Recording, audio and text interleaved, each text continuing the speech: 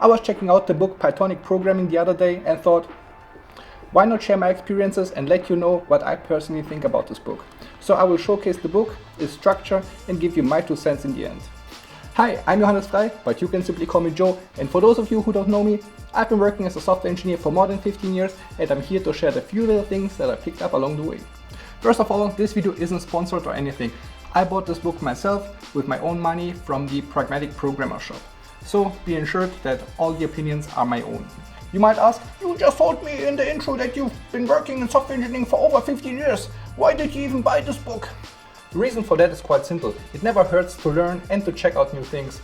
The thing is, I use many different programming languages in my job, like Java, Scala, SQL, Python, Bash, and many others. And also things like Terraform that are not programming languages, but also have conventions and things like good design. And with that being the case, you simply can't be the total expert in any of those. And you actually usually don't need to, because daily business only requires a small subset of the features of each of those programming languages or tools. That being said, it's still a good idea, in my opinion, to get familiar with the things that you use on a daily basis, even though that you don't have the feeling that you are missing something. Idioms change, the languages change, and the tools change as well. One such example are type hints in Python. Even though not that new anymore, but it's still something new that will be adapted more and more in future. So it's good to stay in the loop and not just do things like you used to. Okay, now let's actually talk about the book. Let's first see what the book claims and see if it fulfills those claims. So here it says, make your good Python code even better by following proven and effective Pythonic programming tips, avoiding logical errors that usually go undetected by Python linters and code formatters, such as frequent data lookups in long lists, improper use of local and global variables, and mishandled user inputs. In my opinion, it touches on those topics, but the book does not go deep enough. For example, one of the tips is to have some text indicating the expected input when prompting the user for input, so that the user is not confused. I also have the feeling that the book is not specific enough in some cases. For example, it states somewhere that you can use camel case or snake case for your code, which is true by itself, but I made the experience that the more Pythonic way, which is used by most libraries, is snake case. And since the book is trying to make your code more Pythonic, I would have expected that it has some stronger opinion on topics like that. So the description goes on to say, discover rare language features like rational numbers, set comprehensions, counters, and pickling that may boost your productivity. Discover how to apply general programming patterns, including caching, in your Python code.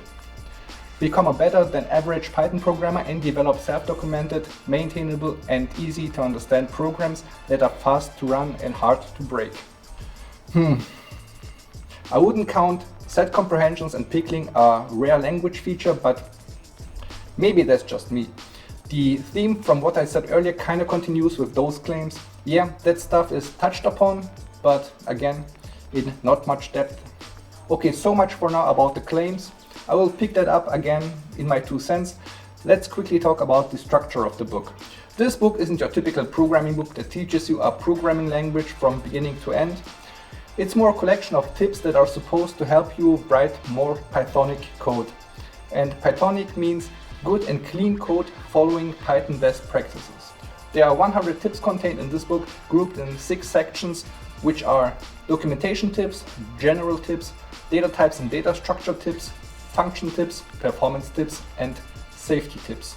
Each tip spans about 1 to 1.5 pages, and since the tips are completely independent from each other, you can read the book in any order and there is no need to read the book from start to finish.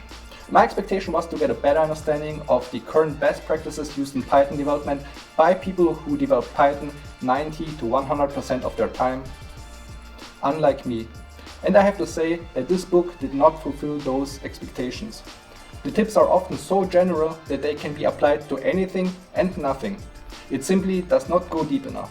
For me, Pythonic programming is also about how to structure your code, what design choices to pick, some examples of problems and the non-Pythonic and then also the Pythonic way to solve those, and so on. And None of that is covered in the book, unfortunately. This list of tips in this book is too generic for my taste. It's like getting someone from Fiverr, pay that person $100 and say, hey, give me a list of 100 Python tips that I can put into a book. And then that person starts Googling stuff and putting together a list. And I'm not implying that that is what happened, but this is the feeling that I had when I was reading the book. Most, if not all, of the tips are on this level of depth, and I cannot help myself but think of the cookbook series from OReilly, which is kind of same but different. It also doesn't teach you a programming language from beginning to the end, but it shows you common problems and the best practice way of solving those. And the difference being that those books are presenting actual problems that coders face, unlike this generic list of things presented in this book. And the skill level indicated on the ProgProg website is something like this, but I would argue that it's rather something like this. That being said, even if this book is not for me, who is this book for? And to be honest, I don't know. And I kinda don't understand why it is on the bestseller list of the pragmatic programmers. Everybody who is somewhat advanced will not get his money worth out of this book, and beginners are better off buying a book like Programming Python and will get most of the tips anyways.